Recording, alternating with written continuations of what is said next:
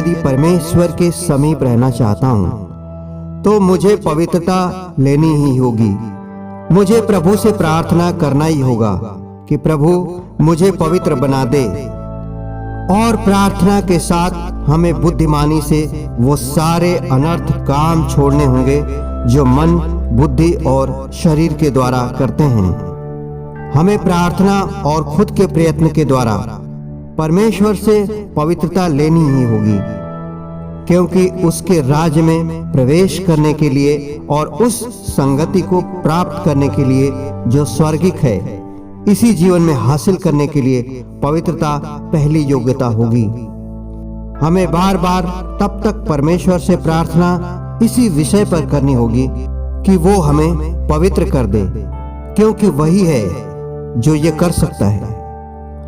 अगर मनुष्य सारी बुराइयों को छोड़ दे लेकिन परमेश्वर को न जानता हो तो भी वह पवित्र नहीं है। वह दोष रहित तो हो सकता है लेकिन वह पवित्र नहीं हो सकता। पवित्रता का वस्त्र तो केवल परमेश्वर की ओर से ही मिलता है, और जिसे मिलता है वो ऐसे उजला हो जाता है जैसे प्रकाश ही प्रकाश। उसका सारा व्यक्तित्व प्रकाशित हो जाता है। परमेश्वर परम पवित्र है तो उसका राज्य भी परम पवित्र है, और उसके राज्य के निवासियों को भी पवित्र होना जरूरी है। और हम सब तो परमेश्वर के मंदिर है।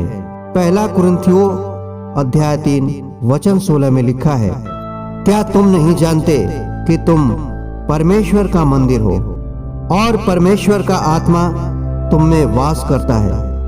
यदि कोई परमेश्वर के मंदिर को नष्ट करेगा तो परमेश्वर उसे नष्ट करेगा, क्योंकि परमेश्वर का मंदिर पवित्र है और वह तुम हो।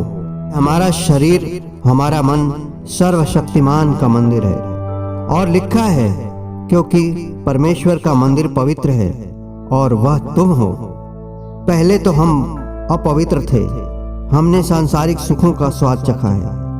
हमारे आसपास झूठ का बोलबाला था और वास्तव में हमने अपवित्र रहकर दुख ही उठाए, धोखा और डर में बिताए, क्योंकि हम पर संसार के नियम लागू थे। परंतु जैसे ही हमने यीशु को ग्रहण किया, हम पर स्वर्ग के सारे नियम लागू हो गए। यीशु आया हृदय में तो परमेश्वर का राज प्रकट हो गया। हमें इतना तो आभास हो गया कि हमारे हृदय में इस वक्त जो कुछ चल रहा है वो संसार की ओर से नहीं है, बल्कि स्वर्ग की ओर से है। ये स्वर्ग की ओर जाने की दिशा है, और जब हम पूरी तरह से पवित्र हो जाएंगे तो संसार का नियंत्रण, शैतान का नियंत्रण हम पर से पूरी तरह से खत्म हो जाएगा।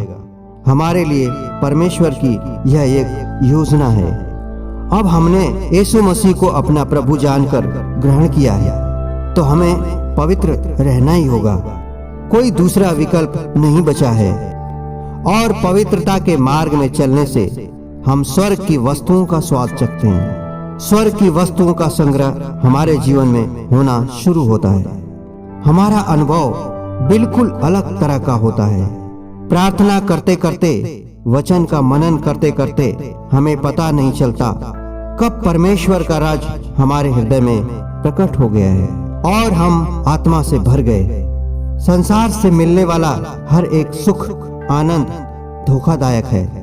अभिलाषाएं अंत का दुख देती हैं, और स्वर्ग से मिलने वाला हर एक सुख वास्तविक आनंद है जिसमें दुख जैसा कोई आभास नहीं है। तो बुद्धि से ठीक प्रकार से सांसारिक आनंद और स्वर्ग के आनंद का विश्लेषण करें, आपको उत्तर मिल जाएगा।